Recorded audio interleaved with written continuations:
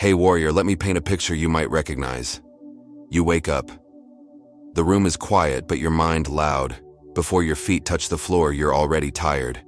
Not from the day ahead, but from the thoughts that never stop circling you. What if I mess this up? Why did I say that yesterday? Am I even doing enough with my life? You haven't moved, but you're already drained. And the worst part, you've gotten so used to it, it feels normal. But deep down, you know it shouldn't. No one ever taught you this. But let me say it clearly. Your mind is not supposed to be your enemy. It's supposed to be your home, your anchor, your guide. Not a place you fear. Not a place that attacks you when life gets quiet. But here's the truth. No one told you. You can't fix what you keep avoiding. You can distract yourself with noise, scroll for hours, numb yourself with entertainment, or even toxic habits. But eventually, the silence comes. And when it does, your mind shows you everything you've buried. That's not weakness. That's a signal, a cry for leadership. Because your mind is not broken. It's just untrained. And like any powerful tool, it will hurt you until you learn how to use it. That's where the ancient Stoics come in. Not with empty philosophy, but with something real. They weren't monks sitting peacefully on a mountain. They were warriors, emperors, slaves, exiles, people who faced real pain, loss, betrayal, chaos. But they didn't let those things define their minds. Why? Because they believed one thing. It's not what happens to you that destroys you. It's how you think about it. Marcus Aurelius, in the middle of war and plague, wrote to himself, "You have power over your mind, not outside events." That wasn't a quote for Instagram. That was a survival skill. And that same skill you can build too. You don't need to become cold. You don't need to ignore emotion. But you do need to train your focus. You do need to take back your inner space. Because if you don't, the world will invade it. Let's be real. Your mind is being pulled every single day. Social media comparison, fear of missing out, regrets from your past, anxiety about your future, people telling you what you should be by now. No wonder you feel overwhelmed. No wonder it's hard to breathe sometimes. But here's what I want you to remember. You're allowed to slow down. You're allowed to take control back. And no, it's not too late. This video isn't about being perfect. It's about being present with your own thoughts, feelings, and choices. We're going to walk through 7 hard but healing truths from Stoicism that will help you stop chasing mental peace and start creating it inside yourself. This isn't motivation, it's mental strategy. So before we begin, do this for yourself. Close other tabs, silence the outside world. Make this the moment you stop running from your mind and start leading it. And if anything in this hits deep, don't hold it in. Hit like, drop your affirmation in the comments, share it with someone you love, subscribe if you're ready to build a mind you can finally feel safe in. Drop this affirmation in the comments. My mind is my home and I will protect it. Stop letting your feelings drive the car, number 1. Stop letting your feelings drive the car. If you are disturbed by anything external, the pain is not due to the thing itself, but to your estimate of it. Marcus Aurelius. Here's a hard truth. Your feelings are real, but they are not always right. They are signals, not commands. Yet, most of us treat emotions like they're the driver of the car, and we're just the passenger. You feel sad, you stop everything. You feel angry, you shout or hurt someone. You feel anxious, you cancel plans or start avoiding life. But here's the problem. When emotions drive the car, they usually crash it. A stoic mind does not ignore emotions. It feels everything but doesn't obey every feeling. Let's get honest here. Have you ever said something in anger and then deeply regretted it? Have you made a bad decision just because you were afraid or jealous in that moment? That's what happens when feelings take over without your permission. The first step to controlling your mind is to remind yourself, I feel this emotion, but I don't have to act on it. Here's a tool that works in real life. Whenever a strong feeling shows up, pause and label it. Literally say to yourself, this is anger, this is fear, this is shame. By naming it, you separate yourself from it. You are not the emotion, you are the observer. Then ask, what would my wiser self do here? That pause, that single question gives your logical brain time to kick in. It prevents emotional reaction from turning into real-world regret. Stoics call this the power of reasoned choice. Not acting blindly, but with awareness. You can feel sad and still go to work. You can feel fear and still speak the truth. You can feel anger and still choose silence. Discipline is not about suppressing feelings, it's about guiding them. Let's make this personal. Next time you're overwhelmed by emotion, try writing it down before acting on it. You'll see it loses power once it's out of your head and on paper. This is what Marcus Aurelius did. His meditations weren't for publishing. They were a way for him to check himself, to say, "This is what I feel, but this is how I choose to act." Imagine how strong you'd be if you did that every day. Not perfect, just more aware. Slow down your thoughts. Number 2, slow down your thoughts before they control you. It is not the man who has too little, but the man who craves more, who is poor. Seneca. You know what really steals your peace? It's not always big problems. It's the small racing thoughts that stack up and take over. One minute you're fine. The next minute your mind is in 5 different places. What if I fail? What did they mean by that message? Why is everyone ahead of me? What if something bad happens tomorrow and boom, you're lost in thought, stressed, distracted, exhausted without doing anything. You didn't even leave the room, but your mind, it just ran a marathon. Here's the truth most people avoid. Overthinking is not a sign of deep intelligence. It's a sign of poor control. You can be smart and still be a prisoner to your own mind. The Stoics knew this. That's why they trained their thoughts like soldiers. They believed your thoughts need direction, not freedom to wander endlessly. So, how do you slow them down? Start here. Recognize when you're thinking too fast, when your breathing gets shallow, when your heart races for no reason, when you've reread the same sentence 5 times and nothing is sticking. That's your signal. Then do something radical in today's world. Pause. Close your eyes. Inhale slowly. Exhale even slower. Now name one thing that's actually bothering you. Not 5 things, just one. Most overthinking is just your brain juggling 10 tabs at once. So you bring it down to 1 tab. You tell your mind, let's deal with this and only this. You're not ignoring everything else. You're just choosing not to drown. Here's a Stoic practice that can literally change your day's evening reflection. Every night, ask yourself, what thoughts made me anxious today? Were they even real threats? How could I have responded with more calm? When you reflect instead of just react, you start building a pattern of control. Your mind becomes sharper. It stops panicking because it knows you're paying attention. You'll notice something powerful. When you slow down your thoughts, your energy comes back. You start hearing your own voice again, not just the noise of the world. And in that silence, you can choose what to believe and what to let go. Stoicism is not about having 0 thoughts. It's about not being a slave to every one of them. You can't stop your brain from generating thoughts, but you can stop giving power to the ones that hurt you. Every thought is a visitor. You decide who stays for dinner. Drop this affirmation in the comments. I slow my thoughts. I choose what stays. Feed your mind. Number 3, feed your mind. Don't poison it. The soul becomes dyed with the color of its thoughts. Marcus Aurelius. You are not just what you eat. You are what you consume mentally. If you keep feeding your mind with gossip, drama, fear, comparison, and trash content, don't be surprised when you feel anxious, empty, and lost. Most people treat their phones like snacks. They scroll aimlessly, watching whatever shows up. But imagine doing that with your food, just eating whatever random thing someone hands you. No matter how toxic or rotten it is, you'd get sick fast. Right now, think, how long have you been feeding your mind garbage without realizing it? The Stoics were intentional about what they allowed into their minds because they knew a weak mind doesn't start weak. It's weakened by constant distraction and mental junk. So, here's the challenge. Audit your mental diet. Ask yourself, who am I following online? What kind of conversations do I let into my life? Am I feeding myself wisdom or noise? You know why your mind feels foggy sometimes? Because it's full of content that has no meaning, no truth, no purpose. You don't have to live like that. You can take your mind back just like you take your body back when you stop eating junk food. Start by doing this.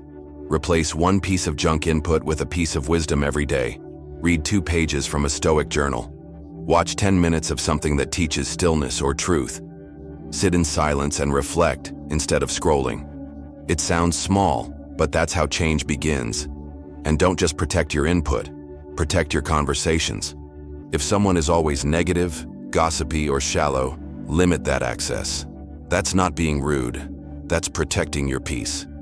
Even if you're physically strong, even if your body is healthy, a poisoned mind will still drag you down. You must ask yourself every day, is what I'm consuming today helping me become the person I respect? If not, then it's a distraction, and it doesn't deserve your attention. Every time you consume something, ask, does this sharpen me or soften me? Does this feed my fear or fuel my strength? Because whatever you feed grows. Drop this affirmation in the comments. I feed my mind with clarity, not chaos.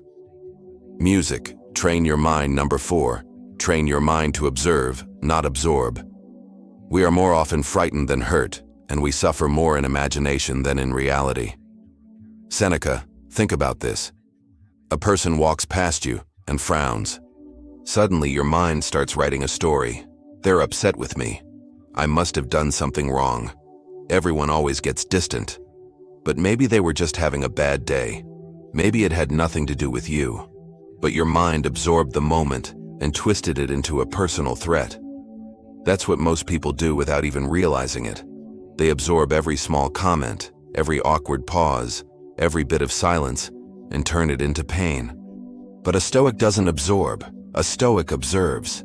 They watch what happens, but they don't make it mean more than it is. Here's the truth. Not everything you feel is fact. Not everything you hear is truth. Not everything you see is about you. But your untrained mind will always try to connect the dots, even when the dots don't belong together. It's exhausting, right? To always think someone's angry at you. To always believe people's actions are secret messages. To feel unsafe even when you're not. This is why your mind needs training. You must learn to observe things as they are, not as your fear paints them. Here's how. Number 1, slow down your conclusions. Your brain loves quick answers. They didn't text me. They must hate me. But next time ask, what else could this mean? Do I have proof or just a feeling? This one pause breaks 90% of emotional overreactions. 2, separate fact from feeling. Feeling left out is a feeling, but is it a fact? Did someone actually exclude you, or is your past hurt? Speaking. The Stoics practice this as a form of mental honesty. Seneca would reflect each night and ask, did I see things clearly today, or did I let my fears blur the truth? That's not easy, but it's freedom. Because when you stop absorbing every emotion, you stop bleeding from invisible wounds. 3, be curious, not paranoid. Replace judgment with questions. Instead of "they're ignoring me," say, maybe they're tired, maybe they're distracted, maybe it's not about me at all. This isn't weakness, this is mental control. This is what Stoicism looks like in daily life. It's not just about quotes and calmness. It's about choosing not to poison your mind with assumptions, because assumptions become stories. Stories become beliefs, and beliefs shape your identity. Don't let a false story live in your head. Rentre. Be a calm observer, not an emotional sponge. Drop this affirmation in the comments. I observe the world. I do not absorb the noise. Be okay with not knowing. Number 5. Teach your mind to be okay with not knowing. Don't demand that things happen as you wish. Let them happen as they do, and your life will flow well. Epictetus. Let's face it. We hate not knowing what they think of us, not knowing what will happen next, not knowing how a decision will turn out. That fear of uncertainty. It's what fuels anxiety. It's what keeps you stuck in overthinking. It's what makes you try to control things you were never meant to control. But here's the Stoic shift. You don't need to know everything to be at peace. You just need to trust yourself to respond well, no matter what comes. That's real control. Not controlling the storm, but controlling how you sail through it. The modern mind wants answers fast. So it Googles everything, overanalyzes every text, tries to predict the future, and ends up exhausted. But the Stoic mind says, let me do what I can. Let me prepare, but let me also accept the part I don't control. That kind of surrender isn't weakness, it's wisdom. So how do you build that? Number 1, practice radical presence. Ask yourself, what is true right now? Am I in danger in this moment? Or am I just fearing what might happen? Because fear doesn't live in the now, it lives in the maybe, and you can't build peace in the world of maybe. 2, let the unknown become your teacher. You can learn from uncertainty. It humbles you. It forces patience. It builds trust, not in the outcome, but in your own growth. When Epictetus lost everything, his home, his freedom, he didn't panic. He said, "You may bind my body, but not my will." Why? Because he trusted that no matter what came next, he could face it with clarity. You can too. Every time you resist the urge to chase certainty, you train your mind to stand in the unknown and stay steady. That is power. 3, create space for silence. Most of the time, the answers you're chasing won't come from noise. They come in stillness, in patience, in letting time do what it does. Give yourself space to say, I don't know yet, and that's okay. The right answer will come when I'm ready, or when life decides. This isn't laziness. This is emotional maturity. You don't need to predict everything. You just need to trust yourself through anything. Drop this affirmation in the comments. I let go of needing to know. I trust my strength in the unknown. Build daily mental routines. Number 6, build daily mental routines, not emotional dependency. Don't explain your philosophy. Embody it. Epictetus. You wake up one day feeling strong, focused, calm, ready. The next day, anxious, irritable, lost again. What changed? The truth is, most people build their entire mindset around how they feel. If they feel motivated, they act. If they feel down, they give up. They live by mood instead of routines. That's a dangerous way to live because your mood isn't stable. It's like the weather always shifting. And if your entire life depends on feeling good first, you'll never build long-term control over your mind. The Stoics had a better way. They didn't wait for perfect energy. They created rituals that trained their mindset daily, no matter how they felt. Let me ask you something.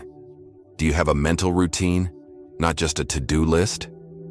I mean, something that centers your focus and sharpens your inner clarity before the chaos of the day begins. Because life will always get loud. So, if you don't start your day with intention, the world will decide your mood for you. Let's talk practice. Number 1, start with stillness. 5 minutes in the morning. No phone, no music. Just sit. Breathe slowly. Let your mind settle. This is not meditation in a trendy sense. This is mental alignment. You're saying, before I enter the world, I check in with myself first. 2, write one guiding sentence. Every Stoic wrote to themselves.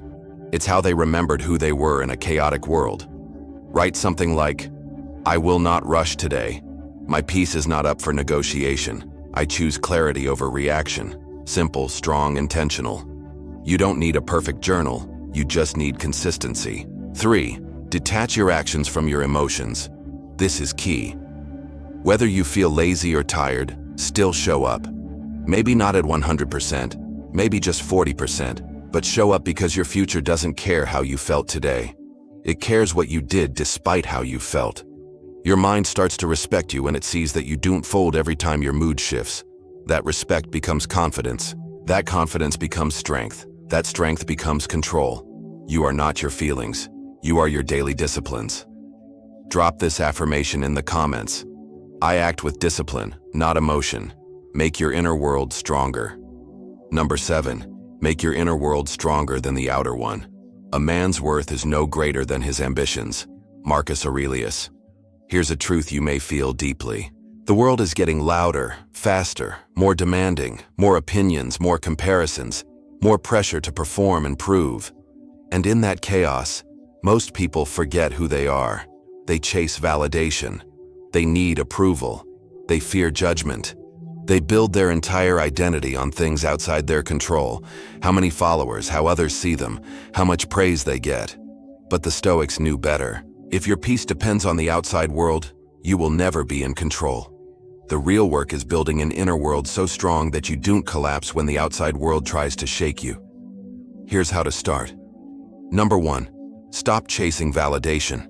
You don't need everyone to understand you. You don't need everyone to agree. In fact, sometimes being misunderstood is the cost of being deeply authentic. Say to yourself, if I'm being honest and I'm being intentional, that's enough. 2, redefine success. Don't let the world define it for you. Is it peace? Is it self-respect? Is it showing up every day no matter what? Write your definition. Let that guide you. Not trends, not hype, not noise. 3, practice internal wins. Celebrate when you stay calm under pressure. Celebrate when you hold your boundary. Celebrate when you don't react, even if no one notices. That's power most people will never understand because they're too busy trying to look strong instead of be strong. The outside world will always fluctuate, but you can be a steady flame. That's the Stoic mission. Not to escape life, but to build a mind that stays centered no matter what life throws at it. Drop this affirmation in the comments. My power comes from within. I do not chase approval. Let's bring this home. If you've made it this far, you're not here for surface-level motivation. You're here for truth. And here's the truth. You won't control your mind perfectly. You will still overthink sometimes, still react, still fall into old patterns. But now you're aware. And awareness is power. Now you know. You are not your feelings. You are your choices.